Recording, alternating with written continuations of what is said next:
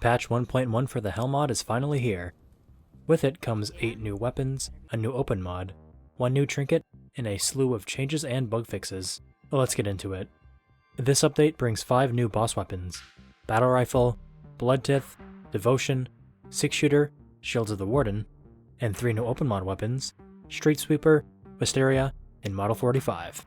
The newest trinket is Peltier's Transfer. Let's break things down one at a time.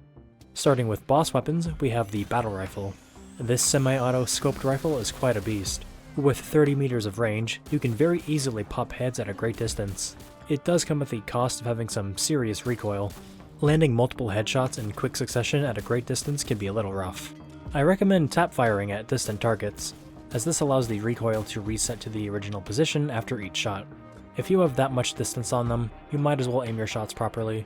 Rapid firing the weapon without using the scope gives your shots some gnarly spread as well. If you're in need of fast firepower, wait until they get close. However, if you use the scope, the spread of the rapid shots becomes almost non-existent. The recoil is still pretty heavy though.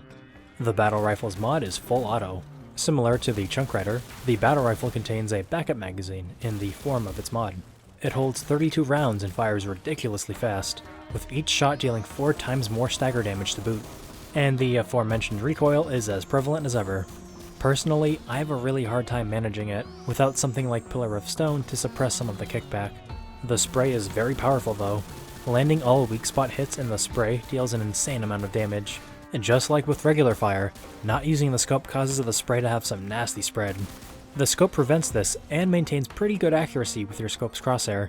The recoil is the only part that hinders your ability to land every shot on your target in their weak spot. On larger targets, this isn't a super big issue. The Ant's back, for example, is large enough to make the spread of rapid firing a non-issue.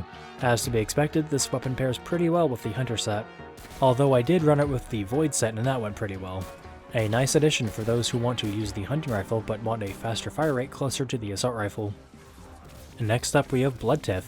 This slow-firing automatic rifle is all about blood. Its lasers are blood red, the reload drips blood, and the mod is all about draining your blood to gain more blood. So how does this weapon work? Well, you have your basic fire. It's slow, yet automatic. The damage per shot is lower than, say, the hunting rifle, but you can still hit some nice thresholds on crit hits, thanks to the 15% crit chance. Do keep in mind that the effective range is only 18 meters. This may be a rifle, but it's no long-range rifle. The really interesting part of this weapon is the mod. Ensanguine creates a sacrificial ring around its user, similar to Mentor's aura. While users are within the circle, their blood is drained. This grants those affected by its power to gain lifesteal and bonus damage with all forms of attack. This power persists for 20 seconds and is affected by mod duration. Should you wish to cancel the circle early, you can hit the mod activation key after 5 seconds to dissipate it. With 2 charges of it, you have lots of time to increase your damage and steal life. You can pop it during a boss fight to give yourself and your friends a damage boost and a way of healing. Thankfully, the drain can't kill you. Like Warlords, it stops at 1 HP. The ring also deals bleed damage to foes who enter it. This doesn't cause actual bleeding, but it does proc Bloodletter's insignia to heal you per instance of bleed damage from enemies.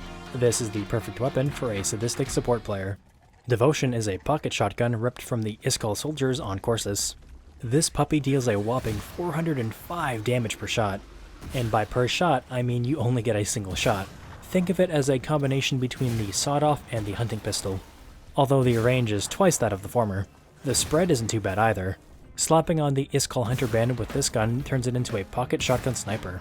However, the mod included with this weapon may want you to run some mod damage boosts. Point Blank creates a 4 meter wide explosion right in front of the user. Thankfully, this doesn't actually damage the user. This does, however, remove stacks from effects that proc on you getting hit, like the Carapace or Void set. Should you dodge before the explosion goes off, you'll be rewarded with a big burst of distance. This explosion propulsion is an excellent get-off-me sort of tool. Not to mention, it deals an insane amount of damage, and with 3 charges, you can do wonders with it. I present to you, the Alakablam build. I use this labyrinth setup to make my explosives deal insane amounts of damage, as well as apply dots to those caught in them. Instead of using Point Blank to escape danger, I run towards it and blow everything up. I didn't even know you could kill the Iskall Knight dudes until I accidentally deleted one with a crit blast. As for some tips for using point blank, keep your spatial awareness. It's definitely possible to launch yourself into a wall or off a cliff by accident, ruining your escape attempt. Out of all the new additions, this one is probably my favorite. This rootin' tootin' 6-shootin' sidearm is another powerful addition to the roster. With a whopping 270 damage per shot, that puts this above the vanilla revolver and below the hunting pistol. It does have a slow fire rate and reload speed to balance it out though. At a single round per second, that makes it the slowest firing weapon in the game, with the shotgun just narrowly beating it by 0.1. Each hit from this gun packs a mean punch, weak spot hits especially. Speaking of weak spot hits, the 6-shooters mod is showstopper. 6 bullets are directed at enemies within 30 meters, each dealing a guaranteed weak spot hit. This means gear like the Hunter set and the Ring of Flawless Beauty will always increase its damage. Should the bullets hit an enemy's actual weak spot during the mod, the damage is increased even further. This mod is immensely powerful for cleaning out a room, or for dealing a large chunk of damage to an elite or boss. Critical hits during Showstopper are devastating, and essentially delete enemies from existence. You can build this weapon in a lot of ways, or have it be a "I need this enemy dead right now" tool. Plus, with this mod you can... It does have a hefty mod power cost however, so make sure you aim properly to not waste your shots. Overall, it's a nice new addition to the cow person's arsenal. Last up for boss weapons, we have the Shields of the Warden. This is now the most unique melee weapon in the game, as it allows users to block incoming attacks with its charge moves. Each hit blocked will drain some stamina depending on the damage blocked. If the source of damage was melee, 1% of the damage will be reflected back and apply 2 stacks of frostbite to the attacker. The neutral dodge charge attack performs an Ice Slam move, dealing a large AoE explosion of ice. This applies 4 stacks of frostbite and deals a huge amount of damage to those caught in the blast. This is a solid attack for dealing with enemies swarming you, although the charge time may encourage you to run an attack speed trinket or two. I definitely recommend running the Ring of Illusion with these shields. The infinite stamina they provide for 10 seconds on perfect dodge lets you tank an absurd amount of damage, and allows you to spam the Ice Blast. Should you run out of stamina while blocking, your normal charge attack will occur. The shields primarily block from the front. That means if you get hit by an attack that is an AoE, or a swing that would have hit your backside, you will still take the damage. I had a blast running Akari with Ring of Illusion, Twisted Circlet, and Riposte Relic. These combined make your slam come out insanely quick, allowing you to deal big bursts of damage while still having ample opportunity to evade incoming attacks. I'd even go as far to say you attack a little too fast. You cover a lot of ground with your swings, and can pretty easily lose your target if you attack wildly. You could substitute one of your attack speed trinkets for something else, like Vulcan's. Because yes, the blast does count as an explosion, so your icy blasts will also burn your foes. This is definitely the coolest melee in the roster now. Next up we have the Street Sweeper. This hobbled together hunk of metal is the Hellmod's take on the AA-12. It has the second fastest fire rate of all the shotguns, just below the sawed-off. With 20 shells in the mag, you can lay down lots of lead. Although this bullet spray does come at the cost of damage, the Street Sweeper deals the lowest amount of damage out of every shotgun. It also has a fairly big spread and short range of only 7 meters. The Scrapper set, with its 7.5 meters of range, will help boost this weapon nicely. As with most shotguns, running Hunters and the Iskall Hunter Band can help shift the weapon from a close range to mid-range option. I decided to go for a more unconventional setup while playing with it. Akari with Hotshot and the new reworked Charcoal Necklace allow me to pop Gore Fist for bursts of fire damage fairly often. The rate of fire boost from Akari really helps the Street Sweeper make up for the lack of damage. If you wanted a more zany build, you could run this weapon with the Bandit set. In this clip sent by Claris, one of the mod devs, we can see him hunkering down on the Rom Siege. Each damage instance rolls the chance for the Bandit set to add a shell back to the mag. Combined with Blood Oath and Ring of the Mantis, he is able to stay in one spot and absolutely mow down waves of fodder mobs. We may not have Remnant 2 yet, but we do have an auto shotgun now, like the one we see in the trailer. I wonder how similar it'll feel to this one. Next up we have Wisteria. This root-based LMG is a very unique addition. Not only does it deal rot damage, it's also open mod, making it the second elemental weapon to allow slotted mods on it. On top of that, it is also explosive. You know what that means. Yep. Each round from this machine gun will cause a small blast of rot damage. The damage this weapon does per shot is pretty good. Those explosions make staggering groups of adds pretty easy.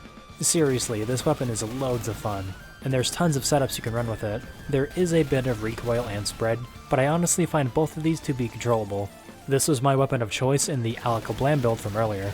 I need to use it a bit more, but I'm very sure this will be a fan favorite of the bunch. It even has a little blurb on the side you can read. Wrapping up the new weapons, we have the Model 45. This open mod handgun is a midpoint between the repeater pistol and the revolver.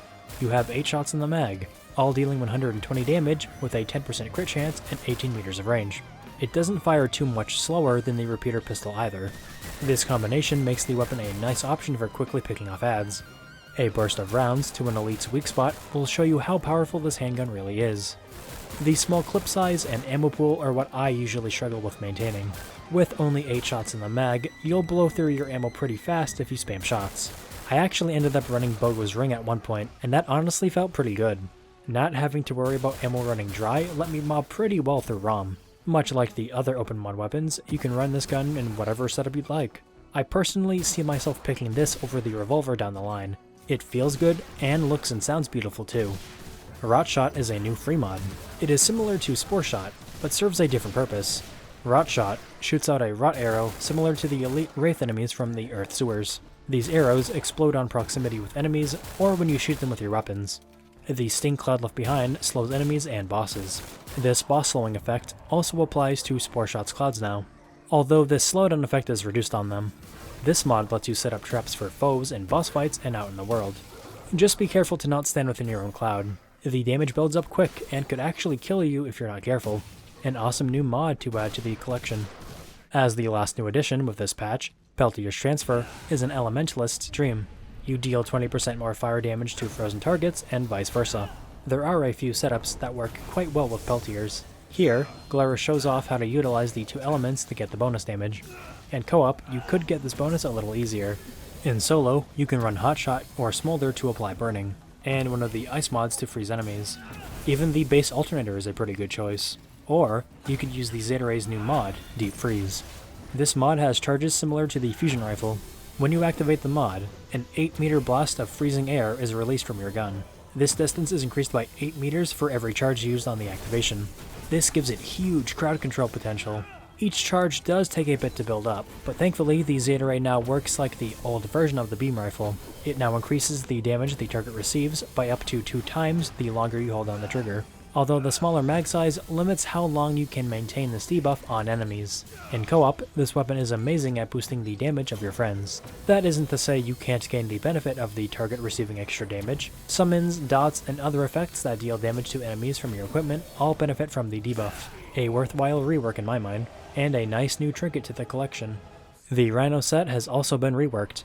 Instead of giving the user increased armor, it replaces the user slide with an explosive headbutt. This headbutt gives targets a debuff that decreases the damage they deal and increases the damage they take by 20%. On top of that, the armor values and weight of the set have been shifted to be heavy but more defensible. You still get that movement speed bonus though, which you're going to need if you want to use the headbutt. These are some really nice changes, as I do believe the old Rhino set was a little hard to utilize. There are a ton of other changes with this patch, like the ability to convert books you collect while at max level into a material to trade to Reggie for hour-long consumables. This one is pretty nice. Jade Amulet also got a huge rework. It now strips most of your armor, reflects the full amount of damage, and scales its output as ranged or melee and is boosted by said gear respectively. It also has some snazzy new visual and sound effects. Vaulting now grants iframes, depending on the type of vault you perform. Bosses now grant dark slivers, varying by difficulty. Each player in co-op can apply their own separate stacks of bleed and ignite. Ring of the Admiral was changed. It now locks users to 15% total HP instead of making them take more damage. This allows users to have constant uptime for the last resort trait. Blightmaker's mod now causes repeat rot blasts in proximity to enemies where it lands. And there's plenty more. I'll leave a link below for those who want to read the full patch notes. As always, thank you so much for watching, and I'll see you all in the next one.